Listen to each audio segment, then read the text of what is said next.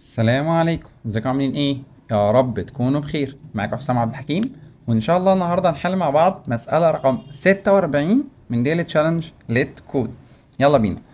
مسألة النهارده الراجل باختصار بيقولك ان هو هيديك رو وكولوم مكان تبدأ من عندهم، خلاص، وهيديك الرو ستارت والكولوم ستارت. طيب، وبعدين الراجل ده طالب منك تمشي على الجريد اللي معاك، خلاص، وتبدأ تديله الانديسيز بالترتيب اللي انت هتمشي عليها. بمعنى لو احنا جينا مثلا خدنا السامبل ده اللي انت شايفه، فهو الراجل ده اداك الرو ستارت والكولوم ستارت 1 و4، هو شغال بالزيرو، فده رو زيرو، ده رو واحد، والكولوم زيرو واحد اتنين تلاتة أربعة. فالراجل ده هيبدأ من فين؟ هيبدأ من المكان ده اللي هو عند واحد. طب وبعدين بيقول لك ان انت عاوزك كل شويه بتاخد خطوه وبعد كده تاخد اكشن، بعد كده تاخد خطوه خطوتين واكشن، خطوه خطوتين اكشن، وهكذا. بمعنى انا دلوقتي واقف هنا، خلاص، والراجل ده عايزك تتحرك كانك بتلف حلزوني. بمعنى انا لو واقف في نقطه هنا عاوز اعمل كده مع عقارب الساعه اهو، اهو، تحس ان هو بينومك مغناطيسي تقريبا، خلاص. فده اللي هو حرفيا عايز يعمله. انا واقف هنا، فانا قررت ان انا همشي خطوه ناحيه اليمين، خلاص، وبعدين اروح انزل تحت. هو اللي هيديك المكان اللي انت تبدا من عنده، بس انت اوريدي في اول مره هتاخد ايه؟ خطوه. انت كنت في واحد، هروح لاتنين. طب وبعدين هروح نازل تحت، اروح ماسك مين؟ تلاته. طب وبعدين هتحرك من عند التلاتة. انا كنت واقف دلوقتي واحد، رحت خدت خطوه الناحيه دي. بعدين المفروض ان انت دلوقتي هترجع، بس مش ترجع كمان، يعني انت خلاص نزلت تحت خطوه. المفروض ان انت دلوقتي عاوز تمشي خطوتين لقدام بدل خطوه. تقول لي ايه ده؟ اقول لك بص، ركز معايا. هو عندك كام دايركشن؟ انت عندك 4 دايركشن. اول حاجه انت كنت ماشي رايت ناحيه الرايت، صح؟ كان عندك عدد الستبس بتاعتك كانت هتبقى ستيب واحده، خلاص. ودي اوريدي خدناها. وركز معايا في الستيب دي، انا كنت هنا وخدت ستيب واحده، فاتحركت رحت للاثنين. طب وبعدين الاكشن اللي بعده كان داون، وعدد الستبس برضو واحد، تمام. خدت اكشن من اتنين، رحت نازل تحت لتلاتة، خدت اكشن بواحد. طب وبعدين دلوقتي المفروض ان انا هتحرك فين؟ هتحرك ليفت، مظبوط ولا مظبوط؟ بس هتحرك كام خطوه ليفت؟ انا اتحركت كام خطوه فوق؟ والله اتحركت خطوه، اتحرك اتنين، تمام. فهتلاقي نفسك من عند التلاتة رحت للأربعة، بعد كده رحت للخمسة. طيب وبعدين خد بالك ان هنا عدد الستبس بقى اتنين، وركز معايا في دي عشان دي بالنسبة لنا الزتونة بتاعة الحل. طيب الراجل ده هيعمل ايه؟ هيبدأ يتحرك اب. هو اخر ابديت كان عنده كام؟ كان عنده خطوتين. اتحرك يا عم اب مرتين، روح عند الخمسة. خلاص خلصنا. يعني انت كنت واقف عند الخمسة، هروح عند الستة وكده اروح عند السبعة. ادي كده ايه الخطوتين بتوعي كستبس. والله مشيت اتنين. طيب دلوقتي مطلوب مني اتحرك كام خطوة؟ مطلوب مني اتحرك 3 خطوات. هعيد نفس اللوب دي تاني، هكرر كل دول تاني، بس الستبس بتزيد. يبقى انت كده الستبس هتزيد امتى؟ هتزيد في حالة الرايت. بص، هتلاقي نفسك عايز، يعني انت عند السبعة هتحرك خطوة اروح للتمانية، هتحرك خطوة اروح للتسعة، ادي كده انا خلصت الاتنين دول. وبعدين هتحرك خطوة كمان اروح للفراغ اللي هنا. فدول ال3 خطوات. فكده الستبس بالنسبة لك بقت 3. خلاص، يعني هقول له ان انت والله هتحرك رايت، خلاص، بس الستبس بتاعتك بقت 3. طيب وبعدين هلاقي نفسك برضو عايز تنزل 3 خطوات. انت كنت فين؟ انت كنت واقف هنا قصاد التسعة. انزل خطوة عند الاتنين، انزل خطوة عند التلاتة، انزل خطوة عند العشرة. فانت دلوقتي واقف هنا، خلاص. طيب وبعدين انا دلوقتي خلاص واقف عند الرايت ونزلت 3 خطوات. دلوقتي هتحرك فين؟ اتحرك ليفت. الليفت بيقول لك ايه؟ والله انا من الحاجات اللي بعمل بلس برضو. انت كان عندك كام ستيب؟ والله كان عندي 3. لا والله خلي الستبس بالنسبة لك في الحالة دي 4. وبعدين هيبدأ الراجل ده يتحرك يروح لل10. خلاص، ادي اتحرك من هنا لهنا، ادي خطوة. بعد كده هبدأ اخد ال10. هو واقف هنا اصلا. اول خطوه بالنسبه له هيروح لل10، تاني خطوه هيروح لل11، تالت خطوه يروح لل12، رابع خطوه يروح لل13. ادي كده الايه ال4 خطوات بتوعه. وبعدين هيطلع فوق 4 خطوات، 1 2 3 4. شوف انا واقف فين؟ 4 فوق اهو. وبعدين هيجي يتحرك رايت. يتحرك كام؟ يتحرك 5. برافو عليك. فانت دلوقتي عندك معلومه طلعنا بيها ان انا لو بتحرك رايت او بتحرك ليفت، خلاص، سواء انت بتتحرك على الرو ده ليفت او رايت، انت عدد الستبس بيحصل له بلس بلس. خلاص، دي معلومه طلعنا بيها، تمام. طيب المعلومه الثانيه، ايه الحاجه اللي اعرف اخليها تحركني على الدايركشنز. يعني انا ازاي اعرف اتشقلب على الدايركشنز اللي معايا؟ والله في مليون طريقه. تعال انا يا حبيب قلبي اقول لك طريقه منهم، هخليها زي الحلقه في ودانك كده. دايما لما تلاقي نفسك معاك جريد وانت عاوز تتحرك بيها، افتكر الطريقه دي وهتفتكرني. طب ايه الطريقه دي يا كوتش؟ بص، دايما عايزك تجيب ورقه فاضيه وتكتب كده ايه، صفين وعمودين، وبعدين تفرض هنا ان انت معاك اكس ومعاك واي، وتسال نفسك الاسئله التاليه. لو انا معايا اكس وواي هنا وعاوز اتحرك خطوه ناحيه الرايت، بص كده انا هكتب لك الاماكن بتاعتنا هنا عشان نبقى عارفين. انت لو عايز تتحرك خطوه ناحيه الرايت هتعمل ايه؟ والله بالنسبه لي الاكسات هسيبها زي ما هي، والوايات هزودها واحد بالظبط. انا هسيب الاكسات زي ما هي، وعشان اروح للخطوه اللي بعدي بزود الواي بواحد. تمام؟ يعني تخيل ان هي جريد وانت واقف هنا، اديتك اكس وواي، قلت لك روح للي بعدك، هتقول لي خلاص جي بلس بلس او الواي بلس بلس عشان اروح لده. كده انا خدت خطوه ناحيه الرايت. خلاص، يبقى الاكسات بزيرو والوايات بتزيد بواحد. طيب لو انت عاوز تاخد خطوه لتحت، والله خطوه لتحت ده معناه ان الاكسات هتزيد بواحد اهو، الاكس بلس واحد والواي زي ما هي. فده ده الخطوه اللي هي ناحيه الداون. خلاص، فانا هزود الاكس بواحد والواي زي ما هي. خد بالك ان دي الاكس ودي الواي. تقول لي ماشي، وبعدين شوف اللي بعدها. انا عايز اتحرك ليفت اهو، اكس وواي، عايز اتحرك ليفت. اه والله عايز تتحرك، يبقى عكس دي زودنا في الوايات، يبقى دي ماينس في الوايات، صح كده؟ فانا على نفس الرو، بس الواي بالنسبه لي هتبقى ماينس واحد. فادي الليفت هقول له لو سمحت هنا زيرو، ولو سمحت في الوايات انت عندك ماينس 1 في الوايات عشان بتحرك خطوه لورا. طب لو انت عايز تحرك خطوه لفوق، نفس الموضوع، الوايات زي ما هي، نفس الكولوم اهو ما اتغيرش، فالوايات زي ما هي، بس بالنسبه لي الاكسات اتماينست، فالاكسات بقت ماينس 1. خلاص، فوالله لو انت عايز تحرك خطوه لاب، ماينس الاكسات وخلي الوايات بواحد. تقول لي ايه لازمه الجريد دي؟ اقول لك الجريد دي الزتونه بتاعتنا، او دي اللي هتحركنا على اي جريد انت عاوز تتحرك على الاربعه دايركشنز بتوعها. طب لو انا عايز اتحرك دايجونالي اهو، هتلاقي المكان ده هو الاكس ماينس 1 والواي بلس 1، والمكان ده هتلاقيه ان هو الابديت اللي هنا والابديت اللي هنا، فتقول له هنا اكس بلس 1، هنا واي بلس 1، المكان ده واي ماينس 1 واي واكس بلس 1، المكان ده اكس ماينس 1 واي ماينس 1. خلاص، ادي كده الايه، الايت دايركشنز بتوعك في اي جريد انت عاوز تتحرك بيها. تقول لي طيب ماشي دلوقتي، احنا اوريدي ما كانش المفروض نمسحها، بس ماشي خلينا ايه، هنحاول نسترجعهم سريعا مع بعض. طيب دلوقتي يا كوتش انا خلاص عرفت الايه، عرفت الطريقه اللي انا هجيب بيها الجريد. هحل المساله دي ازاي؟ اقول لك نفس اللي احنا عاملينه ده من الصبح، هو نفس الطريقه. هو الراجل ده بيطبع ايه؟ بيطبع الاكس والواي اللي انت بتتحرك عليهم من الجريد، ابتداء من ايه، من الرو ستارت والكولوم ستارت بتوعك. فاول حاجه هو الراجل ده بيرتبنا حاجه من نوع ايه، فيكتور اوف فيكتور. فقول له لو سمحت هات فيكتور اوف فيكتور سميه انسر مثلا. خلاص، والفيكتور اوف فيكتور ده اول حاجه هيحصل لها بوشنج، وركز معايا، هو المكان اللي انت فيه ده اول مكان ببدا من عنده، اللي هو الايه، واحد ده بالنسبه لي. فاقول له خلي الانسر لو سمحت دوت بوش اندرسكور باك مين، الار ستارت بالنسبه لك، ار ستارت زي ما هي، والكولوم ستارت. خلاص، طيب وبعدين عاوزين نعمل الدايركشنز اللي انت قلت لي عليهم دول يا كوتش، نعملهم ازاي؟ دول دايما بنعملهم بتو دايركت، تو اريز. خلاص، او اري واحده 1 دايمنشن، انا بفضل تو اري، واحده بتحركك على دايركشن الاكس ودي ليها 4 دايمنشنز، واحده بتحركك على الواي وليها 4 دايمنشنز. لو انت عاوز تتحرك على الثمانيه اللي هو تاخد الدايجونالز معاك، بتخلي دي 8 ودي 8. طيب الاماكن كنا بنتحرك ازاي يا كوتش؟ اول حاجه انا كنت عاوز اتحرك ناحيه الرايت، قلنا الرايت ادي اكس وواي، فبالنسبه لي بسيب الاكس زي ما هي خلاص، والواي بتزيد واحد، فاقول والله سيب الاكس زي ما هي والواي بتزيد واحد. خلاص، طيب واللي بعده انا عاوز اتحرك ايه، عاوز اتحرك داون. اه والله داون، انا معايا اكس عايز انزل لتحت، فالاكس هي اللي هتتماينس، الاكس هي اللي هتزيد مش هتتماينس، هتنزل لتحت يبقى ايه، هتزيد. فالاكس هتزيد بواحد والواي زي ما هي. طب وبعدين عاوز ارجع خطوه لورا، يبقى الواي ثابت، الاكس بالنسبه لي ثابته، والواي بالنسبه لي هترجع خطوه لورا، يبقى هي اللي هتبقى بالنيجاتيف. خلاص، يبقى ايه، هتبقى ماينس 1. طب واخر خطوه ان انت عاوز تتحرك اب، اه والله اب، يبقى الاكسات هتتماينس والوايات ملهاش دعوه، تفضل زي ما هي. تقول لي اه تمام، يبقى انت كده الاري الجديده اللي انت عملتها 0 1 0 نيجاتيف 1 وتحت 1 0 نيجاتيف 1 0.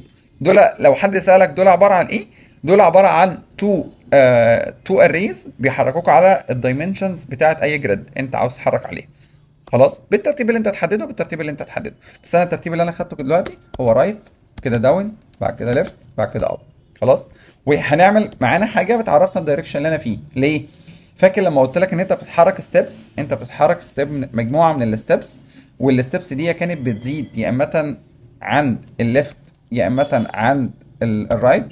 فاحنا عاوزين حاجه تعرفك الدايركشنز. ممكن نعمل انتجر مثلا دايركشن، وده فيه فاليوز من كام لكام؟ ده المفروض فيه فاليوز من 0 ل 3 such that ان انا لو قلت لك ار، لو انا قلت لك 0 ده معناه ان هي ايه؟ معناها ار. لو انا قلت لك 1 ده معناه ان هي داون. لو انا قلت لك 2 ده معناه ان هي ليفت. ولو انا قلت لك 3 ده معناه ان هي اب. تقول لي يعني دلوقتي بقى كل رقم، كل انتجر بالنسبه لنا بيعبر عن كيس معين، واحنا بنزود عدد الستبس اللي احنا بنتحركها سواء ناحيه الليفت او ناحيه الرايت او ناحيه ايا يكن الاتجاه بتاعك، بتزودها بناء على ان انت عندك رايت او عندك ليفت. يعني انا لو قابلني 0 او قابلني 2، انا بقول له لو سمحت لو انت معاك 0 او معاك 2 خلي الكاونتر بتاعك ده يبلس بلس. فانا دلوقتي معايا الدايركشن وقلنا ان هو بالاول بزيرو. 0 دي معناها ايه؟ 0 دي معناها رايت. خلاص. طيب وبعدين محتاجين حاجه مثلا فيها الستبس. تقول لي طيب ماشي، ادي الستبس يا كوتش، ستبس. وده مثلا هنقول ان انا بتحرك مثلا في الاول خالص 0 ستيب، مش معايا ستبس خالص، مش مطلوب مني ان انا اتحرك، انا واقف في مكاني. واول مكان ده انا خدته معايا. انا هفضل شغال لامتى؟ انت هتفضل شغال، اللوب دي هتفضل شغاله لحد ما تلف على الجريد دي كلها. طب الجريد دي ابعادها ايه؟ والله الجريد دي ابعادها روز في كولومز. طب وبعدين انت مين اللي بتخزن فيه الروز والكولومز؟ الانسر. تقول لي يعني انا افضل شغال لحد ما الانسر دي السايز بتاعها يبقى روف كولومز؟ اقول لك صح. طالما السايز بتاع الانسر ما وصلش الروف كولومز يبقى انت شغال على طول اوتوماتيك. واقول له وايل ان الانسر دوت سايز مش بتساوي الروف الكولوم، الروز تايمز الكولومز. خلاص. طالما هي لسه ما بتساويش الروز في الكولومز فالانسر بالنسبه لي اللوب دي هتفضل شغاله، ودي اسمها انسر. طيب وبعدين اول حاجه انت عايز تعرف دلوقتي انا في المكان اللي انا فيه انا مطلوب مني اتحرك كام ستيب، صح كده؟ تقول لي مظبوط.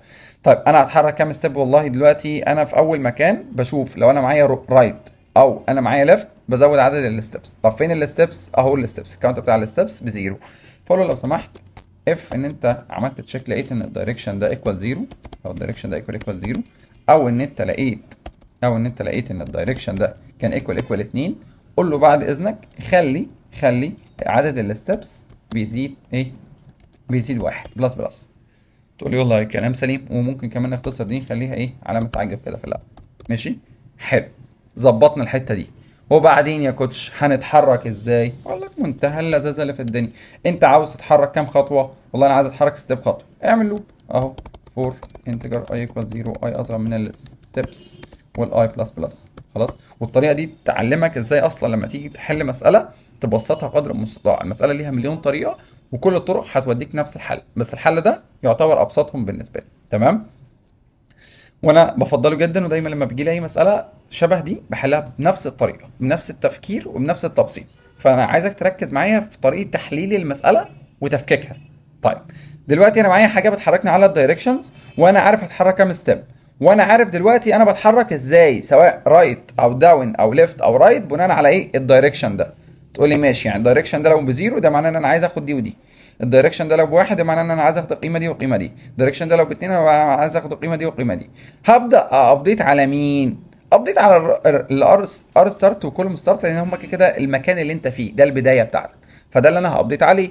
تقول لي يعني انت دلوقتي عايز تقول لي ان الار ستارت ده خلاص هيحصل له ابديت يا اما نتحرك رايت يا اما نتحرك ليفت يا اما نتحرك اب يا اما نتحرك داون بناء على الدايركشن اللي انا فيه، صح.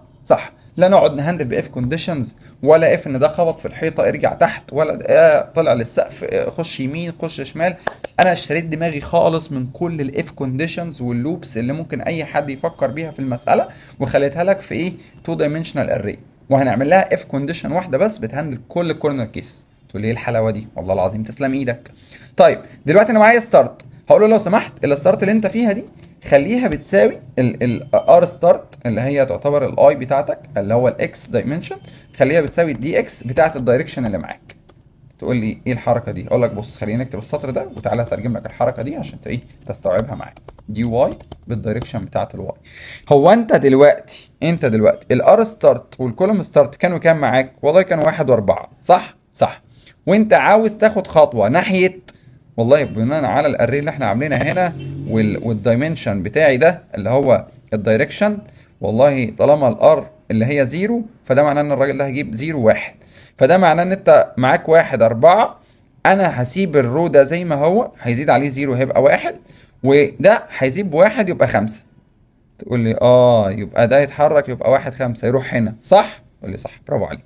طب اللوب دي هتفضل شغاله كام لفه؟ لفه واحده بس. ليه؟ ما ده حددناه هنا، قلنا ان الراجل ده لو قابلته 0 او قابلته 2 بيعد عدد الستبس.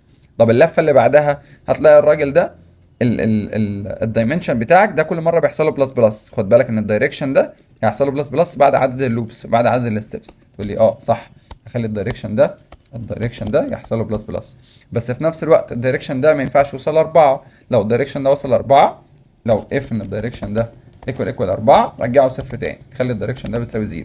يعني انت عايز تقول لي يا كوتش خلي الدايركشن مود ايكوال 4 صح؟ تقول لي صح. يا اما تعمل اف كونديشن يا اما تعمل المود الاثنين صح، خلي الحركه الثانيه دي. طيب ماشي، انا فضلت كل ما اخلص الستبس الوب على الدايركشن اقول له لو سمحت انت خلصت اليمين انزل تحت، خلصت تحت ادخل شمال، خلصت شمال اطلع فوق، وهكذا. تمام؟ تقول لي ماشي، والحته دي تمام فهمتها. هيبقى هيخلص تحت بعد كده يروح داخل يخلص شمال وبعد كده يطلع فوق يخلص يدخل يمين، يفضل شغال بنفس اللوب. دلوقتي انا فين الاجابات اللي باخدها؟ المفروض الاجابات دي تتخزن صح؟ اللي صح هات يا عم الانسر، احنا بنخزن اجاباتنا هنا، وكل لفه خزن الانسر دوت بوش باك الايه الرو ستارت مع الكولوم ستارت بتاعتك. تقول لي والله كلام سليم، كلام زي الفل، مفيش اي مشاكل في الموضوع ده. طيب دلوقتي يا كوتش في مشكله صغننه. تقول لي ايه هي؟ تقول لي ايه اللي ضمني ان الراجل ده هيشتغل فعلا صح مفيش مشكله؟ يعني ايه اللي ضمنك ان الرو بتاعتك دي والكولوم بتاعتك دي فعلا في المكان الصح، مش ممكن يكونوا هنا في المكان الصحراء ده؟ تقول لي يعني احنا محتاجين نهندل الرو ستارت والكولوم ستارت. اقول لك برافو عليك. طيب دول هنهندلهم ازاي؟ ما فيش اسهل منها. مش هي مع اول راجل اللي قال لك جريد؟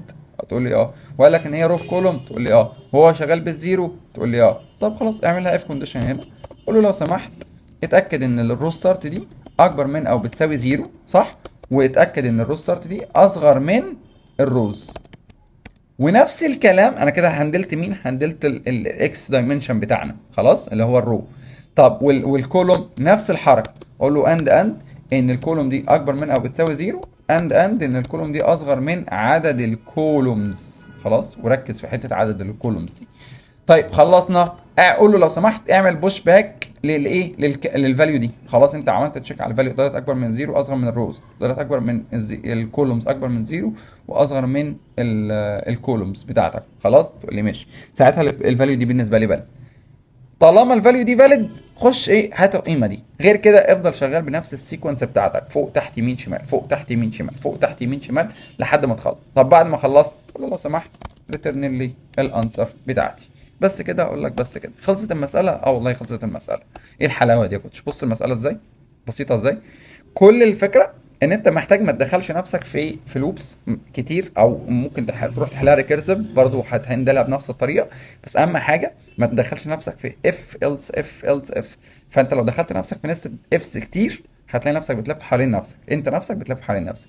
طب ممكن يا كوتش نجرب كده كود نشوف شغال ولا لا؟ تعالى كده نعمل رن. هتلاقيه والله طلع فعلا عدى من التست الاول والتست التاني. تعالى كده نعمل سبميت، هتلاقيه فعلا قال لك اكسبتد وبيت 64% من الحلول، فده معناه ان الحل بتاعنا مور اوبتمايزد ولذيذ جدا. طب يا كوتش التايم بتاع الكود ده معلش قد ايه؟ بص يا حبيب قلبي، احنا عندنا هنا لوب صح؟ اللوب دي بتلف قد ايه؟ والله اللوب دي بتلف رو في كولوم، فبسم الله الرحمن الرحيم كده بنلف رو في كولوم. طب والستبس دي بتلف قد ايه؟ والله الستبس دي في اسوأ الاحوال هتلف يا اما رو يا اما كولوم صح؟ تقول لي صح. يعني هتلف على الماكسيمم ما بين رو في كولوم وهنا رو في كولوم صح؟ تقول تقول لي صح. طب انا كده عرفت الايه التايم بتاعي هو رو اوف كولوم في الماكسيمم ما بينهم. طب بالنسبه للسبيس بتاعتي سهله جدا. او انت ايه اللي عملته؟ والله انا عملت فيكتور 2 دايمنشن، فيكتور اوف فيكتور، فده هنقول ان هو 2 في الروف كولوم او اللي هو روف كولوم. فانت حتى السبيس بتاعتك هي عباره عن ايه؟ رو في كولوم.